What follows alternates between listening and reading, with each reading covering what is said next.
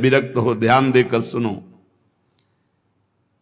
ये आज जो सर्वनाश किया जा रहा है ब्रह्मचर्य का, इसी से संत लाभ नहीं मिल पाएगा।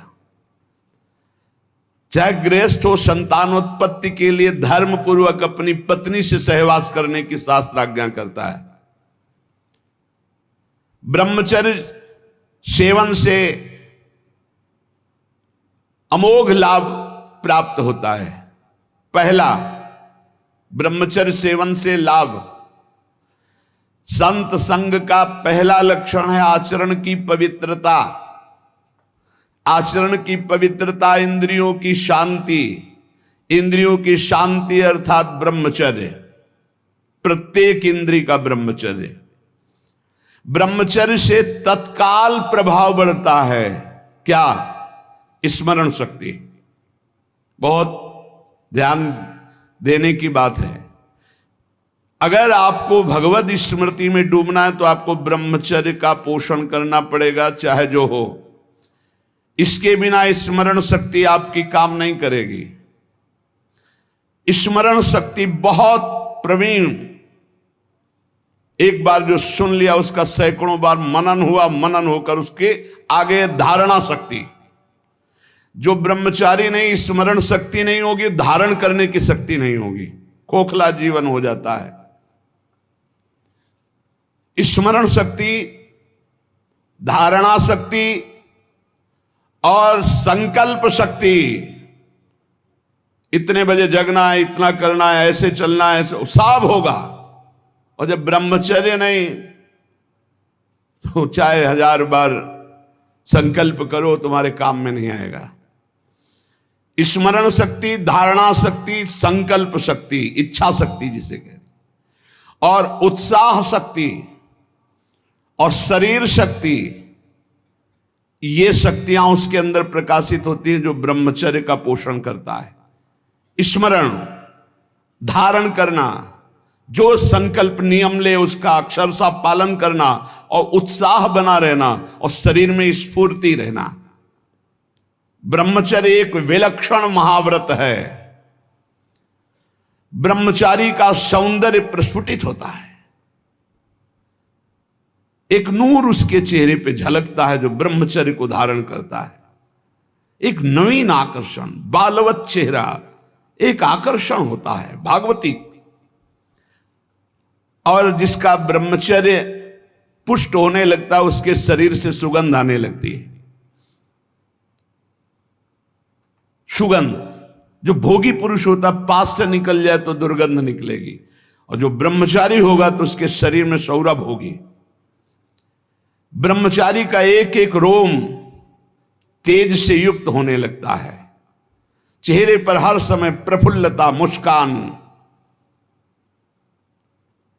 उसका हृदय नंदन वन हो जाता है, आनंदवन। बिना किसी कारण की प्रसन्नता बनी रहती है। शरीर अगर किसी असाध्य रोग से युक्त है तो भी उसके विचार कभी रोगी नहीं हो सकते, विचार स्वस्थ रहता है। और जो ब्रह्मचर्य नष्ट करता है, स्मरण शक्ति नष्ट, धारणा शक्ति नष्ट, इच्छा शक्ति नष्ट, उत्साह नष्ट, शरीर शक्ति नष्ट, सिकुड़ा हुआ मुंह, खिन्न मुंह, देखने से ही लगेगा पता नहीं कितना बोझा लादे हुए बैठा है दिमाग में। पथ्यास्यायी व्यायामी स्त्रीस्तु जितात्मा नरो न रोगी स्यात्। रोगी कौन नहीं है? बोले जो सदैव पथ्य का भोजन करता है और मित भोजन, हित और मित, शरीर के अनुकूल, साधना के अनुकूल, और थोड़ा भोजन करता है, पथ्यास्यायी। दूसरा व्यायामी, रोज सत्संग में घुमा घुमा करके, चाहे आप 15-20 मिनट ही करें, व्यायाम करें।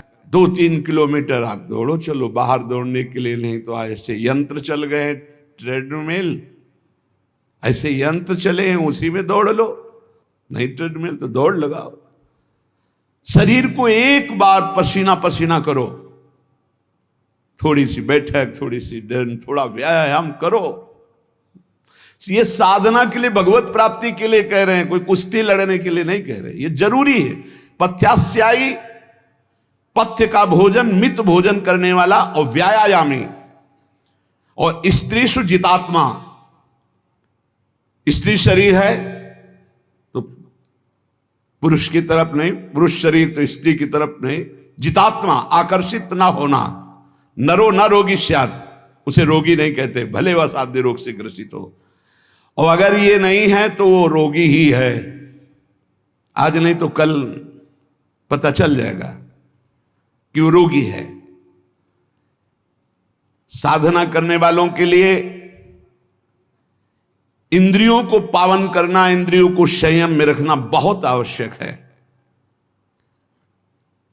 मन के गुलाम, इंद्रियों के गुलाम, स्वेच्छाचारी भोगों की दुर्दशा में पड़ा हुआ मनुष्य है आज। असंयमी मनुष्य का मन और मस्तिष्क, ध्यान से सुन लीजिए, असंयमी जो अपनी इंद्रियों मन को मनमानी लगाए हुए है, उसका मन और मस्तिष्क और हृदय सड़ा देते हैं, जीवन को सड़ा देते हैं। मन और इंद्रियों को संयम में रखकर भगवत चरणारविंद से नहीं जोड़ोगे, सड़ा देंगे तुम्हें। तुम्हारे अंदर ही इतनी सोच गलत कर देंगे, जलोगे।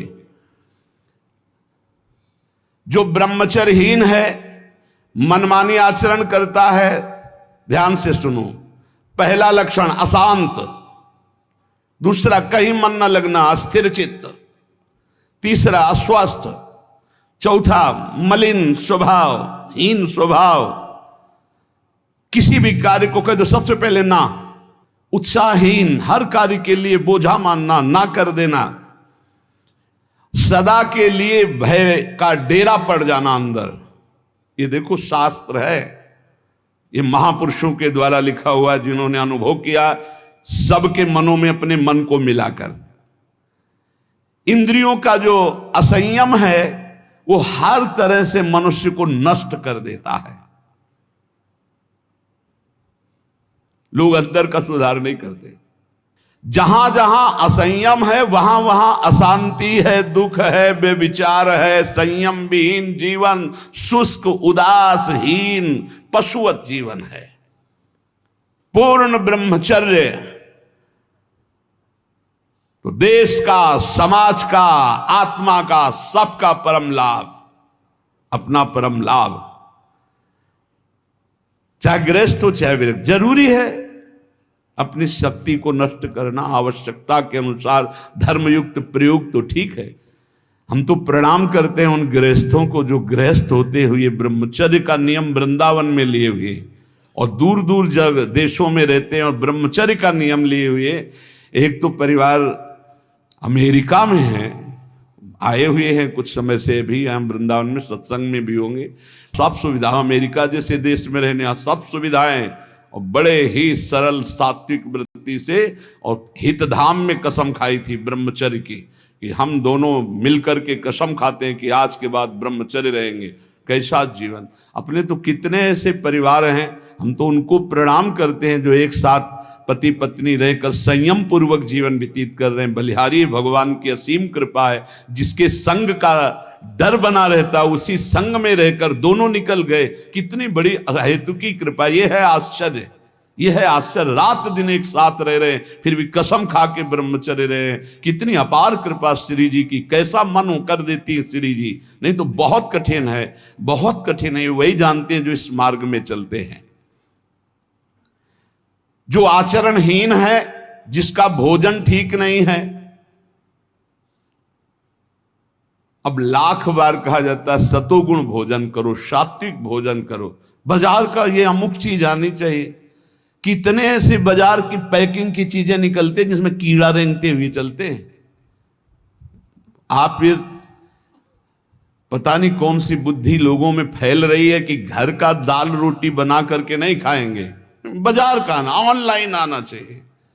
ऑनलाइन में हो जाओगे, हाँ ऑनलाइन में ही चले जाओगे। बहुत समझो सावधान, खान पान, नहीं तो ऑनलाइन में बुद्धि घूमे।